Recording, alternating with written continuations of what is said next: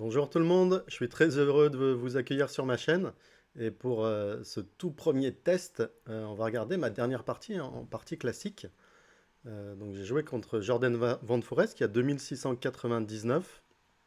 Dernière partie de Ligue espagnole à Linares. Bon, pour l'instant, comme vous avez peut-être pu le suivre sur la chaîne de Kevin, j'ai gagné une partie et j'ai fait 5 nuls. Et bon, pour cette dernière partie difficile. Euh, Mon adversaire joue E4, un peu sans grande surprise, même s'il joue beaucoup d'ouverture. Bon, j'envoie une petite française, 6, D4, D5, cavalier C3, cavalier F6, E5, cavalier FD7, F4, C5. Bon, c'est la grande ligne, hein. Cavalier F3, cavalier C6, je mets un peu de pression sur D4. Fou E3, A6. Et ici, ça c'est la grosse position hein, de la française en ce moment. À haut niveau. Et ici, première petite surprise, il joue cavalier E2. Donc là, il joue pour renforcer hein, le pion D4.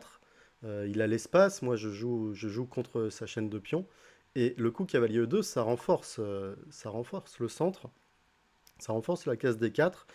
L'an dernier, pendant les Grands Prix FIDE, Hikaru Nakamura m'avait joué A3 et j'avais sorti une ligne assez intéressante. Pion prend D4, qui avait prend D4, fou C5, dame D2 et ici le assez surprenant G5 avec une position compliquée. Euh, un peu plus tôt dans la saison, peut-être il y a mi-2022, je dirais, un peu plus tard du coup dans la saison. Euh, il y a Nikita Petrov qui m'a joué Dame D2 ici. Et après B5, A3, Dame A5. Euh, il m'a joué il était un peu surpris par. Parce que ça faisait longtemps que j'avais pas joué de française. Et il était peut-être pas très au courant de ce coup de Dame A5. Qui menace un peu B4 hein, avec la tour 1. Et là, il a joué le coup le très bizarre tour A2. Juste qui évite B4. Mais bon, ça empêche. La tour, elle est quand même très mal placée en A2. Euh, et peu, un peu plus tard, je crois que Anish Giri a joué fou E2 contre Carlsen, donc c'est vraiment une grosse position, hein. Joué, il a joué fou E2, B4, cavalier D1 avec une position compliquée. Donc cavalier E2, c'est un coup que j'avais joué contre Max Chen aux Olympiades de 2018. Euh, alors il y a quand même un défaut, c'est que les Blancs aimeraient bien hein, jouer fou D3, cavalier E2, C3. Malheureusement, on ne peut pas tout avoir. Et cavalier E2, ça bloque un peu le fou F1. Donc j'ai joué dame B6. Il ne faut pas laisser consolider avec C3, dame D2, il ne faut pas laisser trop de coups, hein. Donc je tape tout de suite sur B2. Il joue dame C1. Tour B1, c'est l'alternative hein, qui avait été jouée notamment par Caruana, je crois, contre Maxime. Dame C1, fou E7, C3. Assez logique, renforce D4. Ici, je fais petit roc. Et euh, en fait pour vraiment attaquer, euh, pour vraiment attaquer ces pions par F6, il faut d'abord que je joue fou E7 petit roc pour avoir la tour en F8 et menacer un peu d'ouvrir la colonne F. Parce que sinon, il n'y a pas trop d'idées hein, là pour les noirs. Donc fou E7 normal, je développe C3 petit roc, H4, ça prend de l'espace. Euh, Comme il voit qu'il va pas tout de suite sortir le fou F1, il prend l'espace et il développe sa tour H1 hein, sans la sortir, sans roquet. L'alternative très logique, ça serait cavalier G3. Mais ici, pareil, hein, faut que je mette rapidement la pression. Et une suite, disons, logique serait F6, fou D3. Et ici, il faut vraiment aller très vite.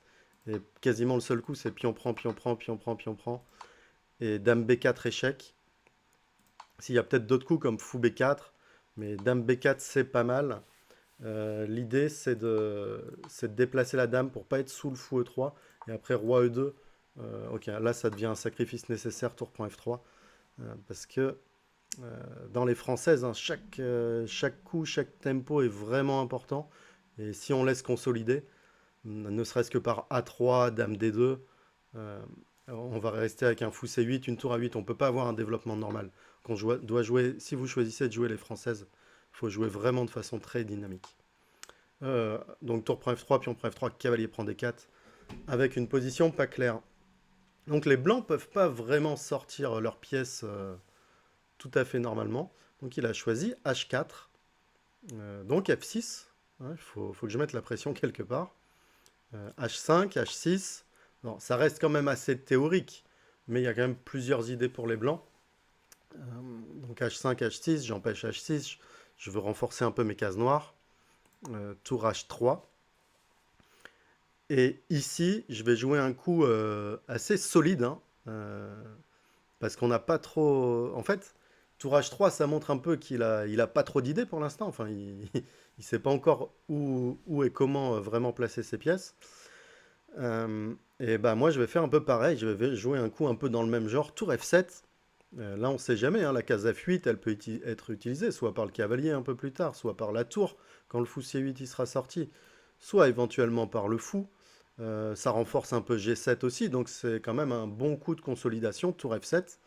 Euh, et ça arrive vraiment après un coup de tour H3 qui est un peu dans le même acabit. Donc tour H3, tour F7.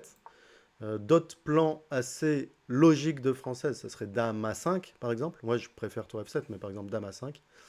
C'est aussi assez intéressant pour menacer du C prend D4. Clouer le pion C3 et menacer du C prend D4. Maintenant, sur du roi F2, on aurait un sacrifice typique C prend D4, C prend D4, FE, FE, cavalier prend E5. Euh, Pion prend E5, cavalier prend E5. On sacrifie une pièce, mais on arrive. On menace cavalier D3, cavalier G4. Dès que le cavalier va bouger, on aura du E6, E5, ouvre le fou, avec une position très très compliquée. Et là, c'est un peu l'intérêt du coup Dame A5 aussi. C'est qu'avant Dame A5, elle se trouve en B6 en vis-à-vis avec le fou E3, où tous ces sacrifices sur E5 sont impossibles. Donc Dame A5, coup intéressant, il y a du fou D2 qui existe et c'est peut-être le meilleur coup. On se met en opposition. Là, il n'y a pas grand-chose de mieux que de revenir en B6, ou peut-être en D8, mais disons Dame B6. Et ici, les blancs peuvent peut-être profiter du tempo avec Dame C2. Et un peu plus tard, peut-être aller pour du grand rock, on ne sait pas. Mais finalement, bon, la pression mise sur A5 et en revenant en B6, je menace pas, puis on prend D4, hein, c'est vraiment bien défendu. Donc c'est vraiment des trucs à peut-être regarder un peu plus pour l'ouverture. Mais c'est des idées un peu typiques, c'est pour ça que j'avais envie de vous les montrer. Mais tour F7, alors je vais retirer un peu tous ces, toutes ces cases marquées. Donc j'ai fait tour F7. Et là, il choisit roi F2. Assez surprenant quand même comme coup, roi F2. Euh, alors, il y a d'autres coups, hein, il y a du tour G3, il y a du dame D2 et A3. Mais bon, roi F2 quand même pas mal, parce qu'il veut aller, il veut consolider son roi, aller en G1, hein, tout simplement. S'il arrive à jouer roi G1, A3, dame D2, moi, il faut bien que je fasse quelque chose, hein. Là, je viens de jouer tour F7. Sur roi F2, je vais pas jouer un coup comme roi H8, hein, évidemment. Mais il avait d'autres options, hein. On peut notamment nommer des coups comme tour G3, comme dame D2, comme A3. Mais, ok, il choisit d'aller vers de renforcer son roi tout de suite, aller vers G1, profiter du fait, comme je vous l'ai dit tout à l'heure, que je ne peux pas vraiment prendre prendre plusieurs fois en E5 à cause du vis-à-vis fou E3, dame B6. Mais je vais trouver un autre moyen de mettre la pression. Alors évidemment, j'ouvre la colonne F, FE. Ici, je joue FE. Après, D prend E5. Il y aurait du D4 avec une position très compliquée. Puis on prend D4, puis on prend D4. Et peut-être que ça va m'ouvrir des coups sur E5 ou des fous C5. Donc sur FE, lui, il choisit FE. Et là, ça va être peut-être ma première assez grosse réflexion de la partie.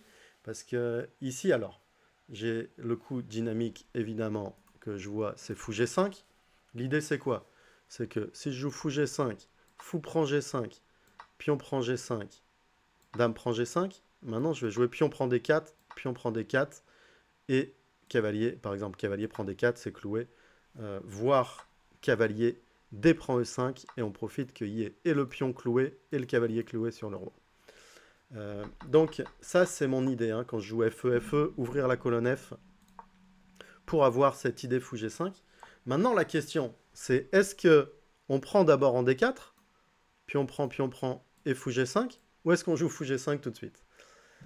Sur l'échiquier, moi j'ai choisi de jouer C prend D4. Alors je mets un point d'interrogation, bon, c'est un point d'interrogation qu'on peut dire pour Stockfish, hein. Sur l'échiquier c'est vraiment très très très dur à choisir. Alors on va voir que fou G5 ici c'est vraiment le bon coup. Euh, et donc je vous ai montré tout à l'heure le coup fou prend G5. Évidemment c'est pas le meilleur coup. Le meilleur coup ici c'est roi G1, un peu comme dans la partie. Et après fou prend E3, dame prend E3, dame prend B2. Sur un coup comme tour E1. Moi j'ai choisi de jouer C prend D4. Je vais vous expliquer pourquoi. Parce qu'ici, dans cette position précise, si je joue C prend D4, je donne l'option, en plus du logique C prend D4, comme il a joué dans la partie, euh, je donne l'option de cavalier E prend D4. Et au final, c'est pas très grave. J'aurais mieux fait de garder mon pion C5. Mais voilà, c'est ça en fait. C'est quelques coups après, il faut décider est-ce qu'on peut prendre en D4. Ici, en fait, après cavalier E7, c'est une position très compliquée. Je peux aller en F5. Et en fait, d'avoir ces pions C3 et C5 supplémentaires par rapport à la partie, ça va lui retirer des cavaliers C3, ça va lui retirer un peu d'activité. Mais bon, je pensais que ça pouvait... Au final, ça lui en retire à lui, selon les 3500 Elo de l'ordinateur. Moi, dans la partie, bon, je joue ce C prend D4 avec le point d'interrogation un peu sévère. Évidemment, je l'ai joué pour forcer pion prend D4. Ici, il n'y a pas du tout de cavalier prend D4 à cause simplement d'un cavalier qui prend E5, hein. Donc CD, CD. Et ici, je joue le bon coup, hein, fou G5. La pression sur D4 notamment. Faut faire absolument quelque chose avant de se faire manger, hein, par ses coups, hein. Par exemple, il pourrait continuer par dame D2, cavalier C3, fou D3, évidemment roi G1, hein, comme on a vu. Euh, mais je joue le coup agressif, fou G5. Ici, il fait roi G1, très logique, hein, comme je vous ai montré tout à l'heure. Si prend deux fois, j'ai le double, clouage avec cavalier prend E5. Donc il fait roi G1. Il y avait tour B1 qui est assez possible parce qu'en fait, ouais, là il a beaucoup réfléchi après fou G5 parce qu'après roi G1, fou prend E3, dame prend E3, il laisse le pion en B2 quand même. Mais il a de l'activité. Son option, sa vraie option, c'était ici de jouer tour B1 qui protège le pion B2. Et après, fou prend E3, dame prend E3. Moi, je gagne quand même un peu de temps. Et comme on a vu tout à l'heure, mon coup de tour F7, en fait, il est utile. J'ai cavalier F8. Et je vais sortir un par fou D7. Donc roi G1, il doit le faire un jour ou l'autre de toute façon pour se retirer du clouage et puis pour renforcer son roi. Fou D7. Et ouais, et ici c'était vraiment pas facile de voir que tour G3. Là c'est vraiment très dur de voir que le bon coup c'est tour G3. euh, Parce que j'avais toujours cette idée d'avoir du cavalier E7 après tour G3. Tour G3 menace dame prend H6, mais cavalier E7 sur dame prend H6, il y a cavalier F5.